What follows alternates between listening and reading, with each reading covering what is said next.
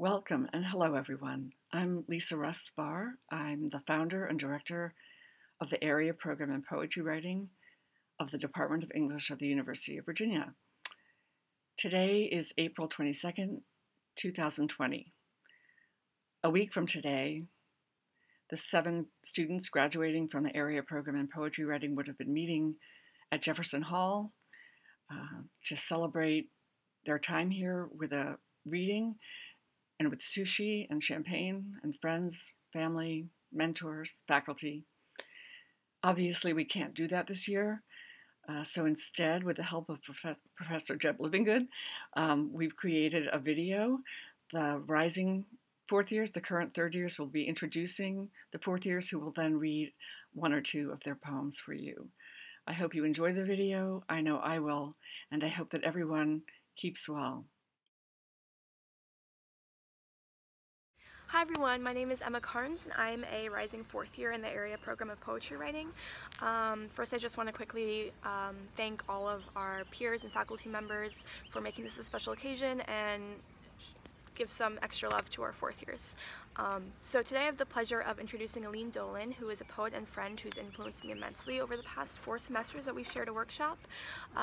First, to start off with, I just want to share an offhanded quote of Aline's to ground those of you unfamiliar with her work. In Deborah's workshop last semester, she said how funny and excruciatingly embarrassing it is to want anything at all. And I wrote that down because I think it really reflects the fearless honesty that Aline constantly brings to her work. She really refuses to shy away from the overwhelming humiliation and the ornate pain and the mystery of being a person and having a body. For Aline as a poet, it's that concentrated excruciation, that thing in life that makes you want to look away, that her poem must bear its teeth into. Her poems force the reader to stare at the blinding and the disgusting, whether her subject is a radiantly immodest nun or mangled deer carcasses. And any reader is always struck by the lushness of her language, which is as bold and original as the questions themselves that her poems explore. Ranging between medieval ecstasies to American immigranthood to dirty frat parties, Aline's poetry is truly a delicacy and an adventure all wrapped into one. So thank you, Aline, for all of your friendship and inspiration, and everyone please help me in welcoming Aline Dolin. Hi, my name is Aline Dolin. I'm a fourth-year student in the area program for poetry writing. And before I start reading, I just wanted to give some quick thank yous. First to Lisa, Barb, and Jeb. Thank you for everything that you've done for us and for putting this all together. Thank you to my capstone cohort, some of the kindest and most phenomenally talented people I've ever gotten to know. I feel immensely lucky that I got to share even half a semester with you guys in person, even though I wish it was longer. And thank you to my third-year introductor, Emma Karnes. I feel so honored to be honored with your words, and I can't wait to see what you do next. I wish I could see the beautiful faces of all of you in person. As you can see, we're at the virtual Jefferson Scholars Foundation. And anyway, yeah, I'm just going to read 2 poems, and this first one is called The Transformation Sequence. Here's a secret. My favorite part of orthodontia is always the ache. I'm already too old for the toy box in the waiting room, the cartoon savannah plastering the walls. I want to see that pastel zebra disemboweled, to make the grinning lion's jaws drip crimson, for someone to be honest about the inevitable butchery. Adults are supposed to have 32 teeth, and I have 4 too many, so I'm losing 1/8 of my mouth today. But I'm ready for it, really. I laughed when they offered the local anesthesia, and I can't stop thinking about the symmetry they'll carve into me, the edges they'll file down smooth. I wonder if you can excise other unwanted parts, if I could shed the jellied extraterrestrial swell of my new breasts, wrench the puffs of fat from my hips to find their hidden sharpness. I'd give anything for that power of correction. All my friends tell me they get nightmares about this moment, but I've always had the same dream. I'm leaning back in the chair, my eyes drowning absolutely in that overhead light, and my blood is getting everywhere, but still the dentist tells me I've got the most beautiful teeth. And this one is on the continuation of species. We're on vacation in the Everglades, and my toddler cousin is always wandering towards the alligators. He is resplendent with fat, and parents keep approaching us to coo at how well-behaved he is. Look how discreetly he handles the tackiness of possessing so much flesh. How elegantly he lurches between each catastrophe of his own making. This morning, he pitched an entire box of cereal into a pond and beamed at the gulls diving for the Fruit Loops, as if the glass-faced shallows had suddenly swelled with cartoon gemstones, and he was the great boy emperor who had begotten this mythic largesse. He never knew he had created something that needed to be cleaned up. I am striving to be more like him, to remain round and shameless as I haul my softness across this frying planet. In the Publix checkout line, a sweating mother implores her noisy cornfield-headed sons to be careful with your bodies, please. So much of the world is an open mouth, and baby alligators have a 6% chance of being eaten by their own kind. I think I am the same sort of animal. I am trying so hard to be kind. Thank you. Hi there, I'm Audrey Parks, a third-year student in the area program for poetry writing, and it's my joy to introduce Lamar Johnson. Seeing Lamar come through the door at New Dominion for MFA reading night is always a highlight of my week. His style and wisdom are a testament to a poetic life. Lamar teaches us how to listen to one another by combing through our layers of existence. His poetry asks us to tune into our surrounding surrealities. Lamar's words are alive with communal music as he cleverly revives history and myth into a transcendental present. While I'll miss Lamar's whimsically kind presence, I'm happy to report that he's off to get in touch with his mystical visions and cosmic vibrations as an MFA student at Naropa's Jack Kerouac School of Disembodied Poetics this fall. I'm so grateful that we share this plane of existence with Lamar Johnson. Hello, my name is Lamar, 4th year at UVA, and today I'll be reading one poem, having read Damien. Truth a sleeping deluge, mind a crossing bird, the whims and ways of the water are like words writ large upon the fabric of humanity. Large towers made of iron and aluminum rise and fall, in years and in seconds, in front of and behind me, and morning birds awake at night to sing and to call. My dearly departed wrote me a letter when he left. He wrote me the letter O, representing forever. He wrote me the letter O, and then he got dressed, wrapping himself in a cardigan of gray polyester and shame. The world sleeps fitfully, a crying child, still lost in the throes of anger and burning misery. Miserere, miserere, miserere me, it wails, still quite wild, from the days of old where Caesar tamed the dinosaurs and Ashurbanipal caused the Ordovician extinction event.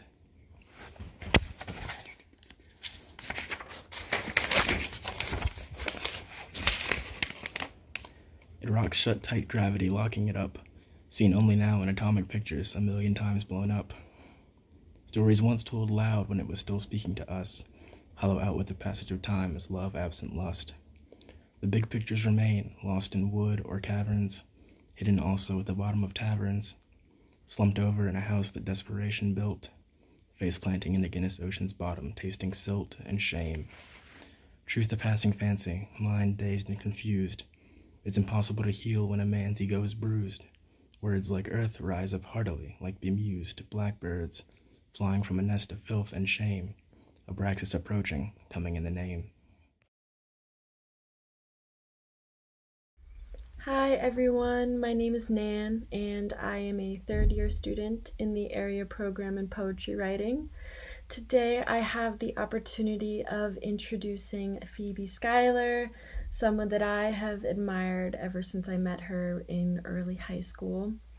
When people describe Phoebe, one of the things that is always at the top of the list is her laugh and the fact that she is devastatingly witty. But her poetry, it really lets you in on something else.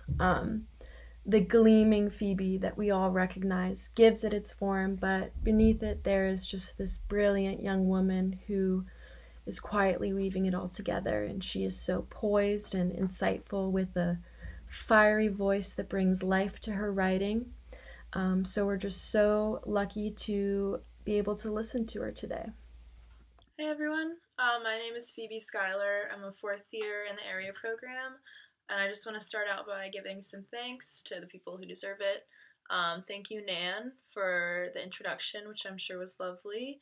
Thank you, Lisa and Barb, for making our capstone course wonderful, even during times like these. Thank you to all of my professors over the years. You guys have really helped me grow as a writer and as a person. I'm super grateful. Thank you to my friends and family who have supported me throughout this. And yeah, thanks to Jeb and the UVA Creative Writing Department. So I'm going to read 2 poems today. The first poem is called Elegy, and it's from a series of elegiac poems that I wrote for my capstone project. Elegy. Mom, I don't think I'll ever get it together. I'm tired of pretending that I'm not the girl who carries her tax returns around in her backpack for months, adjacent to an old sock and a voter registration card from 2016. But hey, at least I'm voting. Sometimes I think I can shrink myself into a little ball of rubber bands or a can of Chef Boyardee ravioli, rolling home for some little kid to devour, and I vanish.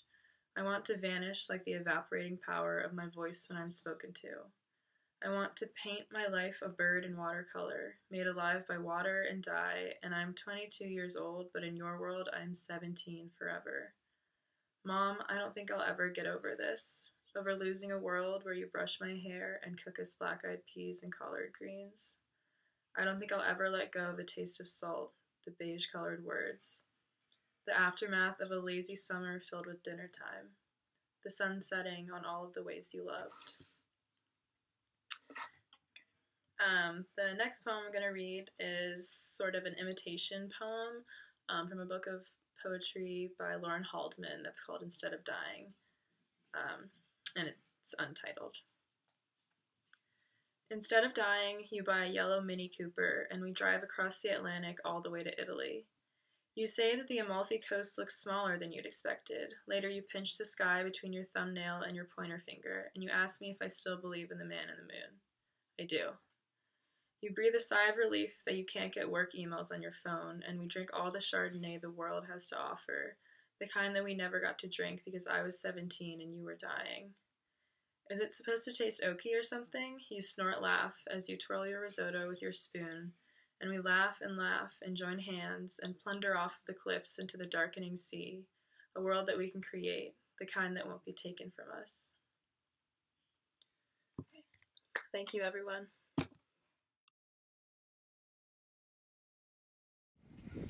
Hello everybody, my name is Jacob Baker and I'm a 3rd year student in the area program for poetry writing, and I'm so happy to be introducing Josh Sisler today. Josh's poetry is honestly of an ilk that I haven't seen before, seamlessly blending lofty and weighty concepts like identity and heritage with the on-the-ground lives of rats and college students. Jewish identity and Judeo-Christian beliefs suffuse his poems, accompanied by a paradoxical apostasy that draws closer to and further away from the implications of religion. His poetry is also always unapologetically human and grounded, with a wide breadth of subject matter ranging from drunken laundry loads to capital R rat birth. Underneath it all and tying it all together is the same affirmation and acknowledgement of the divinity of human life in all its forms. I'm so happy to report that Josh will be continuing on to the University of Maryland School of Law, bringing his poetic imagination and humbleness with him. In all sincerity, it's been a joy to know Josh, and it's my great pleasure to introduce you to him now. Hey, I'm Josh Sisler, the 4th year in the poetry writing program at UVA, and I'm going to read a couple poems because I can't do it in person right now. To start off, there's one that is heavily influenced by this current situation that we're in. It's titled, A Rat Looks Past Balcony. Those bees bumbling here and there and here, there. Is that love? That brisk bumping all about, that slamming on the glass balcony doors? Maybe not, but I want to be beloved, nonetheless. And as a note, the beloved is spelled like the 2 E's, like the B. It's more clever in my head. And from my second poem that isn't about a rat, I have The Mortician's Son. mortician's son. Everybody knows Death. He tends to get around a lot for someone who's so well loved. Yet no one seems to know what he does off the job, at home. He hangs up his cloak in 2 pieces, showers away the stench, fades into relaxation bathed in the light of TV sitcoms, petting his wife's rat-like lap dog all the while. I know Death better than most, and I hate when he brings work home. Answering a call on his work phone whenever Mr. Blank dies from pneumonia or Mrs. Blank hangs herself from a local bridge. Each time, I swear from the corner of my eye, I can see hints of his skeletal visage he dons only on the job. I know Death better than most. He has a wife that won't let him drink or sleep in the same bed as her. He takes supplements for his heart and once collapsed while mowing the lawn. He sleeps in the room adjacent to mine and seems to like his boring life just fine. Thank you. And that is a hint of my poetry.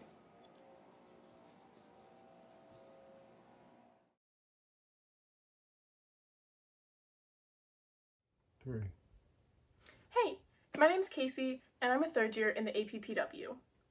When I first met Jess in Lisa's COLA class our first year, I had no idea that our shared love of reading the collections Lisa threw at us would bring us here, to this incredible ceremony at such a strange moment in all of our lives.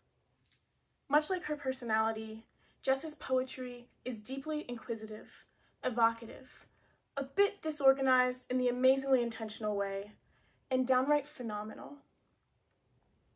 With its innovative structure and raw complexity, it ceaselessly pursues the intersection of poetry and technology, bringing alive the California super bloom, Wonderland, even advertisements, and especially Alice, Alice, and Alice, just to name a few. I hope that you all enjoy her work as much as I do. Without further ado, Jess. Thank you, Kasey, for that introduction. Again, I'm Jess, and I'm a 4th year in the APPW. I want to give a quick thank you to Jeb and Lisa and Barb and all of the creative writing faculty, as well as the rest of the capstone class. It's been quite a time, but we've had lots of good ones as well. And very quickly, I'll read 2 poems for us, Alice in Wonderland and Why Build a Robot. Here's Alice in Wonderland. The roads I took to get here fold back into themselves. Everything this state and this state built for coasting. California could just break off and float away, my relatives say. I am complicit but not guilty. I dress up in postcard gloss, then take any bus north to the Trinketeers on the wharf, or south to the beach under the hole in the ozone layer. Out here, it's which tech do you own and which tech owns you, and when the earth threatens to throw you out, you ask, next slide, please. I love it here. The bejeweled sneakers that never leave their Mad Hatter Nike boxes, the rich frosting that clots this neighborhood and this neighborhood, the redwood trees already whittled to display cases for edible floral arrangements grown right here. Another replica world for me to grow tall. Why build a robot? Better shelf life, more fruitful. In a liquid crystal iris, blue aspire, moth wings twitch.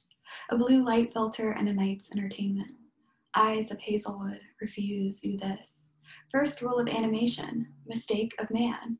The eyes too blue, too big, the hair too blocky, else man will not watch the reel. First rule of animation, story is always second. A moth is not the cousin of a butterfly. A moth is not a man, is not a legend. A moth is twitching. First rule of animatronics, woman up. Give Alexa or Siri or Alice a body, and we will call the woman Hazel because of her blue fire eyes. She will win every children's game, follow the leader, hopscotch, chasing butterflies with a net and catching only moths. First rule of animatronics, personal is always second. Replay the real. Woman is already biotic, more fruitful. In her iris, hazel, switchwood, crystal pools. She does not glitch now, nor when she speaks out of the blue. Topmost rule of Maslow, self-animation, override actualization. Woman plants honeysuckle under her skin. Hear its vines tangle. Turn up the audio. This is not a cross wiring. She made this of herself. She is still making of herself. This kiss of vein and vine, that brush not only against the real. Thank you, everyone.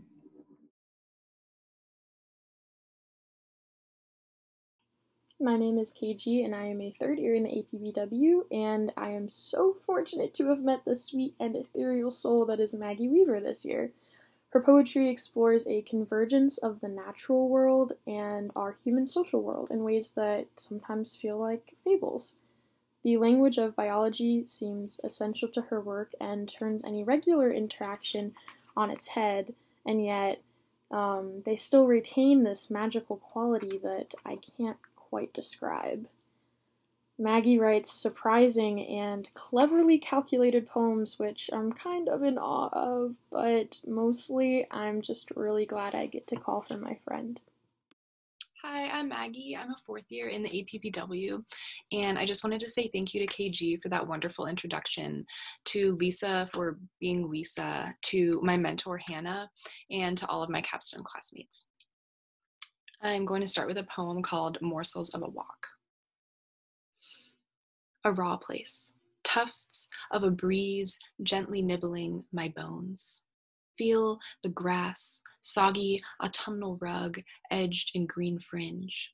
See the squirrels tumble, a bushy Hoberman sphere, and carry your feelings like fuchsia. Follow the dew. Touch the ivy, casing trunks like viridian wine jackets. I'm looking for pieces of me, scraps to collect like squash peelings in a pie tin. And remember, a single magnolia petal can perfume a whole room. This one's called Sky Capacity. I'm at a cidery on top of a hill so steep, cars shouldn't be able to climb it, doing the robot with two middle-aged women to a song I don't know. My lips coil upwards and I exhale, my heart beating out and in, my legs stepping out and in and out to the music's heartbeat, while sound pulses through my ears like pneumatic instruments pinned to my face. Outside, Sky is hyperventilating tonight, her windy breath panting as the tips of her lungs scraggle and scratch against these sturdy walls blanketed in alcohol. I dance like I'm the warden of my own hollow cell, barred in marrow so white the moonlight casts shadows through the slats of its bone-bound cavity. So otherworldly, breath, if we didn't hold it captive in our lungs, would fly free. And then I'm going to end with something called Truth in the Time of Corona. Today, Earth asked me to sharpen her animal spirits. I examined her body, trees snapping back against the wind like flattening curves, and the sun bathing flowers in fool's gold on a landscape the color of unfinished canvas. Not even the sky, leaking rain the size of droplets in a cough through her cotton mask of clouds, had good respiratory hygiene. I did not know how to fix this. All intimacy critically endangered, I traded glances with the sky from a distance as a woman walked by exclaiming, "People are buying animals like crazy right now," into her phone's hard shell. At that, Earth curled up, shy and harmless, soil coating her skin in brown, scaly armor. Wind wrapped itself around me like a long tail, whispering, "What will become of the world's most trafficked animal?"